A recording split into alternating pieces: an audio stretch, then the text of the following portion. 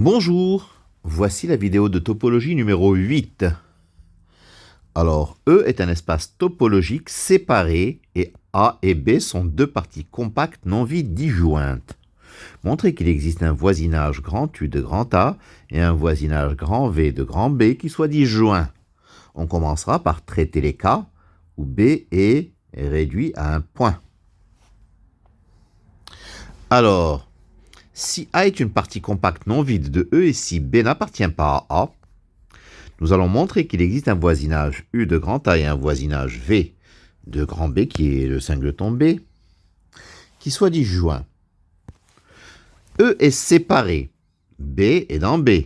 Donc pour tout A de A, il existe un voisinage UA de A et un voisinage VA de B qui sont disjoints, parce que A et B sont distincts.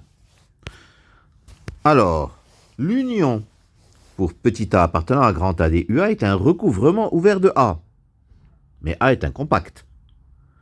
Donc, il admet un sous-recouvrement fini.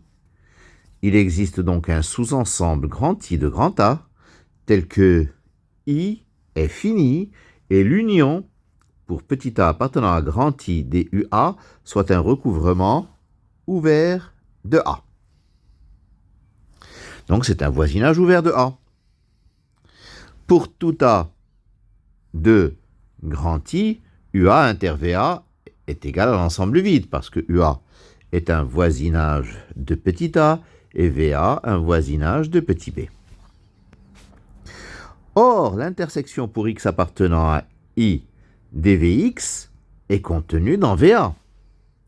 Donc l'intersection pour x appartenant à I dVx, elle, est un ouvert, car c'est une intersection finie d'ouvert. Et il contient B. C'est donc un voisinage ouvert de B.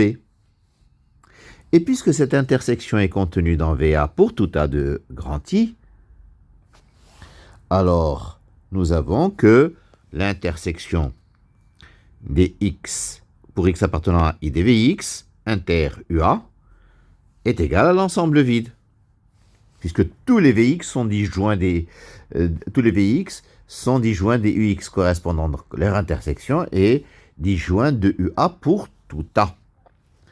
Et donc, l'intersection pour x appartenant à I dVx est disjointe de l'union pour tous les A appartenant à I dUA, puisque ceci est vrai pour tout A, donc elle est disjointe de cette union. L'intersection est donc égale à l'ensemble vide.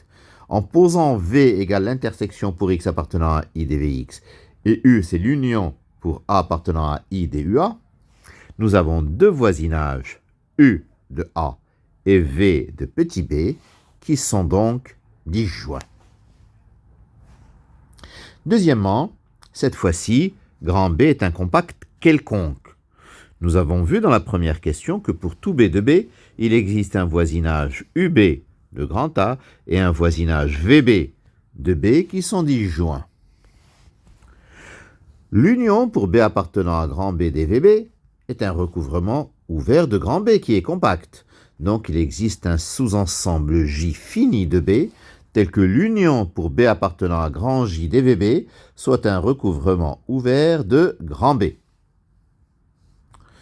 Pour tout B de grand B, UB inter VB est égal à l'ensemble vide.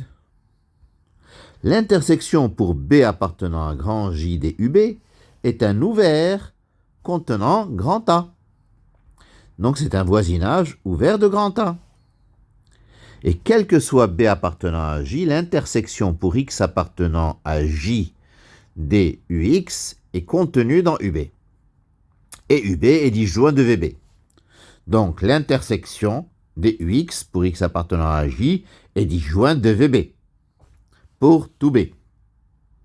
Donc elle est disjointe de l'union des VB pour B appartenant à J.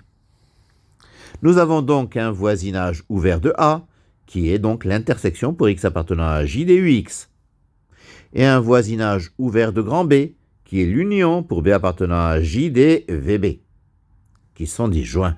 Et nous avons donc répondu à la question.